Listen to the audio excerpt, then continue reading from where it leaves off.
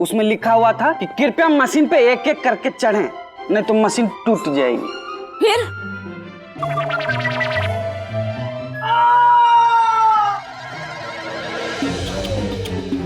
अब चीखने से क्या फायदा? जिम्मेदारी उठाने के लिए कहा था, लल्ला को उठाने के लिए नहीं। जैसे हम साले साहब को उठाए हैं ना, वैसे आपको 1 मिनट भगवान उठाएगा। पीठ टूट गई लेकिन फिर भी बोलना बंद नहीं हुआ तुम्हारा। लेकिन ननद जी बोलते तो हम मुंह से हैं, पीठ से नहीं। अरे बस तुम्हें किसने कहा था हमें उठाने के लिए? हाँ, सासू माँ को उठाना चाहिए था भगवान को। उठा लो, उठा लो। वैसे नंदोई जी ने तो कन्हैया जी को पहले भी उठाया ही है, लेकिन ऐसा कभी नहीं हुआ। इतना खाते पीते हो दामाद जी, लल्ला को नहीं उठा पाए? देखिए, दर्द पीठ में है लेकिन ध्यान पेट पे है। आपके पेट में भी दर्द करवाओगे क्या? ये गरीब भिखारी के पेट में दर्द होगा ना तो नहीं बचोगी। ऊपर वाला सब देख रहा है। लेकिन ऊपर वाला कौन? क्योंकि मुझे तो ऊपर कोई दिखाई नहीं दे रहा। बड़े पहलवान बनते थे ना, जरा सा भैया को कहाँ उठाया, हवा निकल गई। अरे उठा तो हम चट्टान भी ले, ये पहाड़ को कौन उठाएगा? नंदोई जी, आपने कन्हैया को पहाड़ कहा? अरे कुछ भी मत बोलो बहू। अरे सही तो बोल रही है प्रेमा जी, ये पहाड़ ऐसा वजन हो गया, इसका वजन बढ़ गया है। पहले हम इसको आराम से उठा लेते थे, अभी उठाते पीटते हैं, बोल गया भैया नहीं। नहीं, ऐसा भी नहीं है दामाद जी। हाँ मैया, ये देख कहाँ बढ़ा है मेरा वजन, बिल्कुल पहले जैसे ही तो है। हाँ हाँ, सब बिल्कुल ठीक है। हाँ, थोड़ा पेट बड़ा है। थोड़ा 33 नंबर के जीन्स पहनता था भैया, अब 36 आती है बड़े भैया को। ओ, उस हिसाब से तो तेरी जबान 3 इंच से 6 इंच की हो गई। उसका क्या करना है बताऊं क्या मोहल्ले की लड़कियों को तेरी असली उम्र? अभी जाने दो साले साहब, पहले गले मिलते थे तो दिल मिलता था, अभी सीधा आके पेट मिल जाता। अब तुम्हारा पेट तुमसे पहले पहुंचता है तो हम क्या करें जीजे? वैसे उसका समाधान हम अभी निकाल देते हैं। पंजीरी, आज से जीजे का घी, पंजीरी, मीठा सब बंद हो गई व्यवस्था। वाह साले साहब, पीठ तो तोड़ ही दिए, अब हिम्मत भी तोड़ दोगे। मैया, पंजीरी भाभी के हाथ का बनाया हुआ खाना ना भैया का भी बंद करना पड़ेगा। ओ, वो कुछ नहीं बंद होगा, तुम बस इनका ख्याल रखो। हाँ ऐसे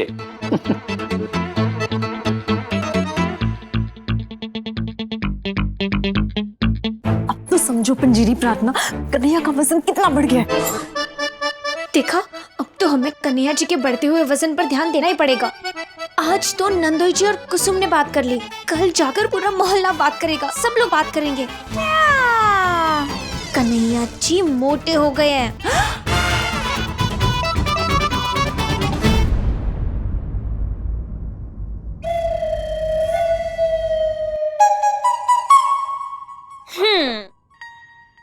तो कन्हैया जी के बढ़ते हुए वजन को संभालने के लिए वो कब क्या खाएंगे, कब व्यायाम करेंगे, उसकी पूरी सूची बनाकर रखी है, सुबह से लेकर रात तक की। देखो, खाना और व्यायाम दोनों ही बढ़ते वजन से जुड़े हुए हैं, इसीलिए कन्हैया जी के खाने के अनुसार हम उनका व्यायाम तय करेंगे। जैसे कि सुबह उन्हें 1 कप चाय के साथ 2 बिस्किट देंगे, फिर हर 2 घंटे में उन्हें फल देंगे और दोपहर के खाने में 1 रोटी, 1 कप दाल और 1 कप कम तेल में बनी हुई सब्जी और दही। इसी तरह कन्हैया जी को सिर्फ 1200 कैलोरीज मिलेगी, जो व्यायाम करने से खत्म हो जाएगी। समझ गए? प्रार्थना का तो पता नहीं, लेकिन मुझे कुछ समझ आया नहीं।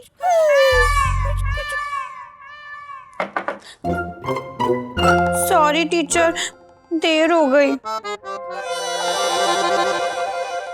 आप फिर से बताओ ना कि भैया के वजन को नियंत्रण में कैसे रख सकते हैं। हाँ हाँ, मैं बताती हूँ, सुनो।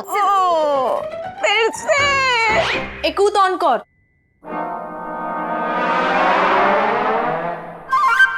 अब नहीं समझ में आया तो डांटने की क्या जरूरत है। अरे नहीं नंदोई जी, मैं कह रही हूँ कि एक बार और सुनना पड़ेगा। पंजीरी को तो अभी तक कुछ समझ ही नहीं आया। पर हमें समझ में आ गया कि साले साहब कभी पतले नहीं हो सकते। पर प्रेमा बहन, इसमें मेरी क्या गलती है? मैंने तो वैसे ही किया जैसे आपने कहा था। फैद बुली लानूरी तेर। इतनी सी बात पे पंजीरी जी को जेल भेजने की क्या जरूरत है? पंजीरी, हमारे बनाए हुए इस चाट के हिसाब से तुम्हें घी इस्तेमाल नहीं करना, लेकिन तुमने किया क्या? भर भर के ये पूरियां तल डाली। पर प्रेमा बहन, आपने ये भी तो कहा था कि हमारे बनाए हुए इस चाट के हिसाब से कन्हैया जी चावल नहीं खा सकते, इसीलिए तो मैंने ये पूरियां बनाई थी। अगर आपको गलत लग रहा है तो मैं इनके लिए आलू प्याज के पराठे बना देती हूँ।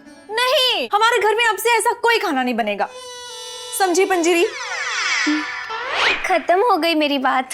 भाभी, ये क्या भूल भुलैया थी? कुसुम, ये भूल भुलैया नहीं है, ये तो बस ध्यान रखने के लिए है कि कन्हैया जी का वजन अब और ना बढ़े। भाभी, अब बेकार परेशान हो रही हो।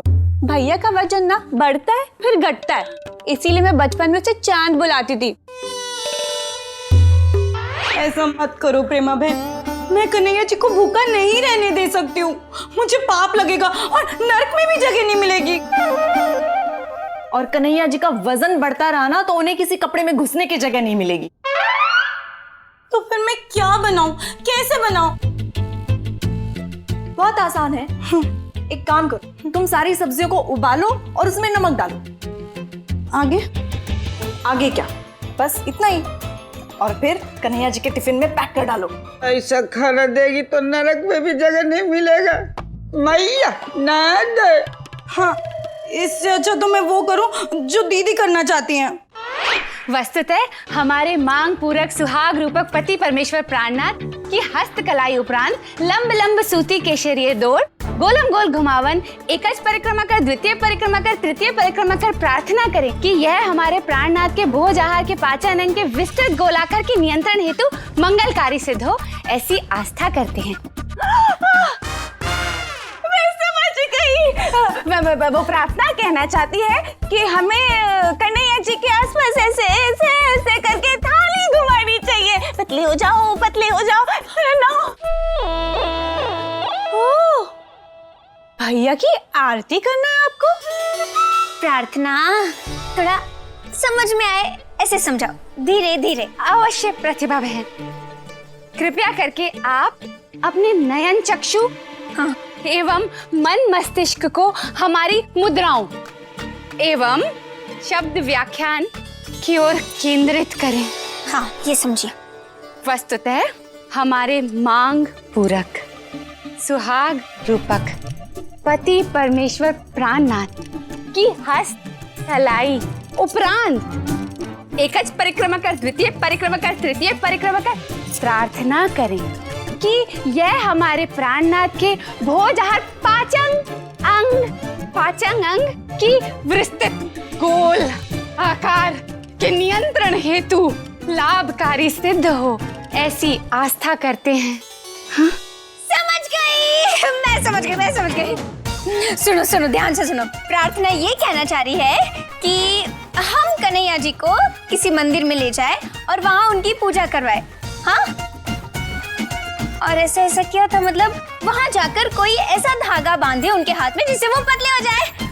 ये सत्य वचन, 100% सत्य वचन प्रतिभा बहन। लेकिन सोच के देखो कितना मजा है ना।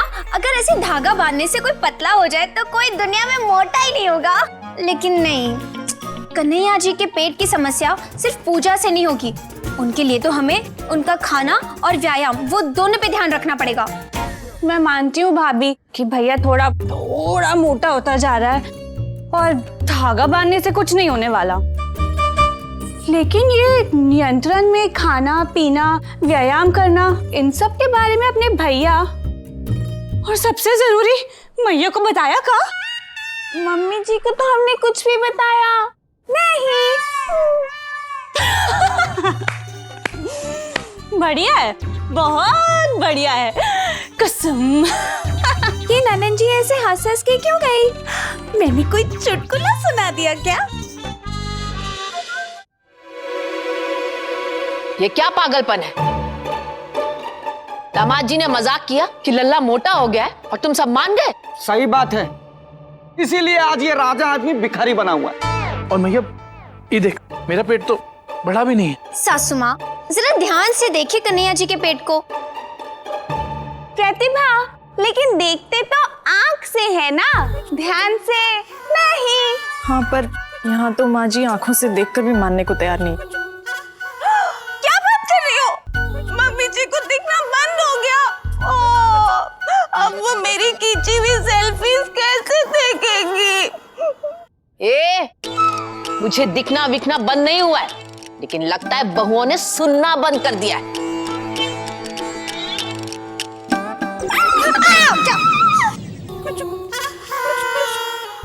मैं तो बस जांच कर रही थी कि हमें सुनाई देता है या नहीं।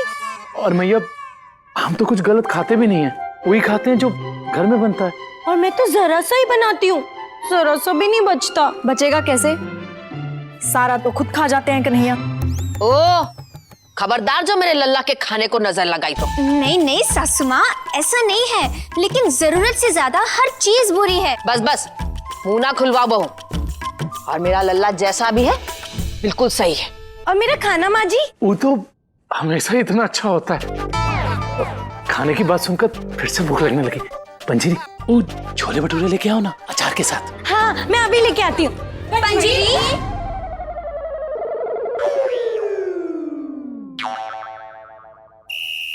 देखा सासू माँ, कन्हैया जी का आजकल ध्यान ना सिर्फ खाने में ही रहता है। कन्हैया जी, आपका वजन बताइए। वजन, मेरा वजन ये क्या सवाल है? पता नहीं है तुम्हें कि औरतों से उनकी उम्र और आदमियों से उनका वजन नहीं पूछते? मुझे लगता है 150 किलो होगा। ए परी, 150 नहीं होगा, कुछ 70 के आसपास है मैया, 70 के आसपास। ठीक है, चेक कर लेते हैं। मैं अभी वजन चेक करने की मशीन लेकर आती हूँ। रुको रुको, मैं लेके आती हूँ। बस यही दिन देखना बाकी रह गया था कि बहुएं मेरे लल्ला का वजन तोले। लेकिन माँ जी, हम जो भी कर रहे हैं कन्हैया के लिए तो कर रहे हैं। परिया गई, परिया गई, परिया गई। कन्हैया जी, चलिए बैठ जाइए इसमें। क्या हुआ कन्हैया जी, आप बैठ क्यों नहीं रहे हैं? ये कन्हैया जी को बैठने के लिए बहुत बड़ा है ये।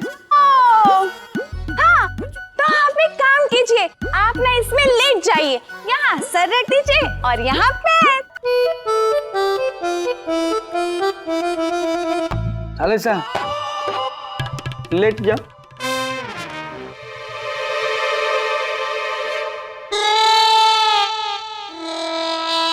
ये आप ही रख लीजिए।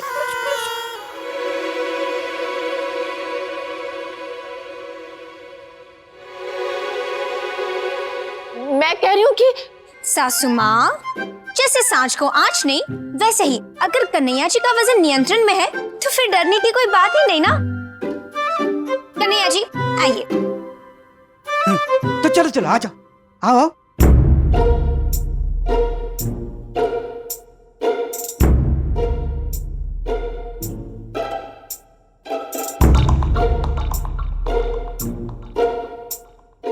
यहाँ दाएं पैर आगे, दाएं पैर।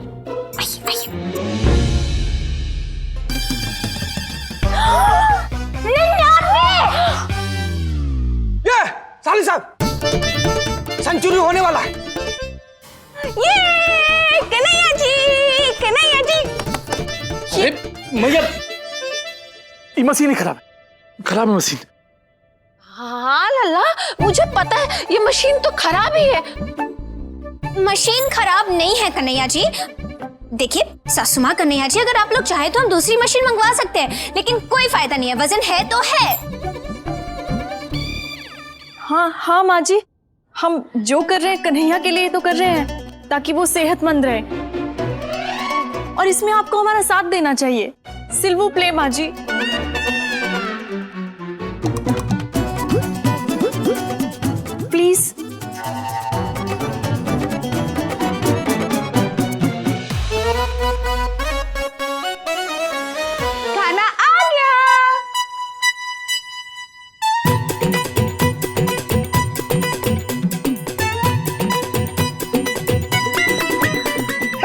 साहब, तुम्हारे लिए तो दावत आ गई है।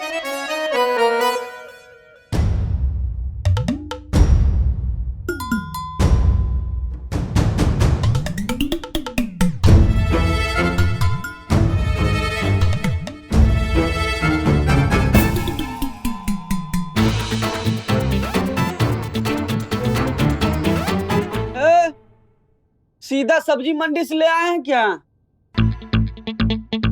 इसको पकाना भी पड़ता है। हाँ, अगर ऐसा ही था तो हम सब्जी वाले के ठेले से ही खा लेते ना। कन्हैया जी, आज से आपको यही खाना खाना है। और ये कच्चा नहीं है, इसका सलाद बनाया है और इसे उबाला भी है। मांग पूरक सुहाग रूपक पति परमेश्वर प्राणनाथ हस्त नमन वंदन कर प्रार्थना क्षमा प्रार्थी, परंतु आपके आहार एवं व्यंजन के पाचन अंग के आकार एवं विकार के नियंत्रण हेतु इस प्रकार के भोजाहार का सेवन अनिवार्य है। ये साले साहब, इसको भी जल्दी खा लो, नहीं तो ये भी छीन लेंगी, कह रही है भोलिक दीदी। कन्हैया जी, आपको वजन कम करने के लिए ऐसा ही खाना खाना पड़ेगा, ऐसा हाथ जोड़ के कह रही हैं दीदी।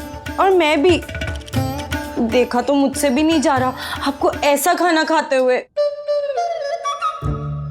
फैदमी तू पंजीरी, तुम एक काम करो, मुंह मोड़ के खड़ी हो जाओ। हाँ कन्हैया जी, आपको ये खाना खाना ही पड़ेगा। भले पंजीरी बाद में आपके लिए छोले भटूरे और जलेबी भी बना देगी। हाँ, फिर ठीक है। कहा ही ठीक है, ये ठीक नहीं है कन्हैया जी। हाँ, ये ठीक नहीं है। छोले भटूरे के साथ जलेबी भी वो सही रहता है, इसमें हम काम चला लेंगे। No Jamie. नहीं नहीं, जैम नहीं, छोले भटूरे के साथ तो अचार ही अच्छा लगता है, नींबू वाला। ये जमाई खा सकता है, कह रही है प्रेमा जी। नहीं, बिल्कुल नहीं कन्हैया, आज से आपके लिए ऐसे खाने का नाम लेना भी सही नहीं है, दूर से देख भी नहीं सकते आप। कन्हैया जी, आपको यही खाना है तो खाना शुरू कीजिए, खाइए ना।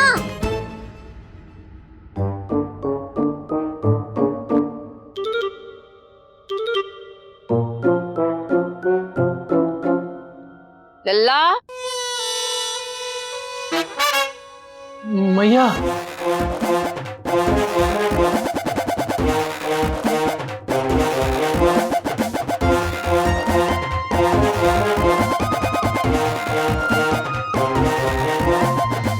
मैं आ गई हूँ लल्ला, तू आराम से खा, चिंता मत कर। सच में मैया, माँ माँ होती है, बेटे का दुख देख नहीं सकती है। और सासू माँ होती है, दामाद का सुख कभी नहीं देख सकती। ये भिखारी बनके भिखारी की प्लेट में आलू पूरी खा रहे हैं, बगल में मलाई की बर्फी भी है, फिर भी दुखी हो। वापस करो भाभी, सब ले लो इनसे वापस। ले लो सब रखेंगे, देना तो कुछ है नहीं। माँ जी, कन्हैया ये नाश्ता कैसे खाएंगे? मुंह से, कान से भी कोई खाता है भला? मैं पूछती हूँ, लल्ला तो क्या, कोई भी ये खाना कैसे खा सकता है? कोई भी इसे देख ले तो 2 मिनट में बेहोश हो जाए। हाँ तो मम्मी जी, मैं एक काम करती हूँ, मैं सबकी आंखों के लिए काली पट्टियाँ ले आती हूँ ताकि कोई भी ये खाना देख पाए नहीं। लेकिन सासू माँ, आप तो मान गई थी ना कि हम सब साथ में मिलकर कन्हैया जी का वजन कम करेंगे। हाँ, कम करने के लिए मानी थी, मेरे लल्ला को गायब करने के लिए नहीं। व्यायाम वगैरह तक तो ठीक था, लेकिन खाना बंद करने के लिए राजी नहीं हुई थी मैं।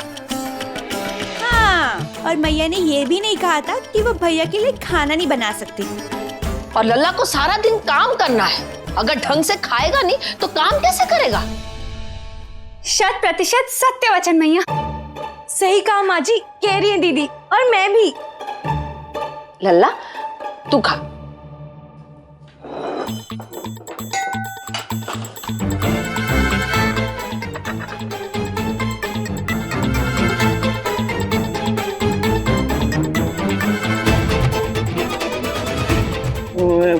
पराठा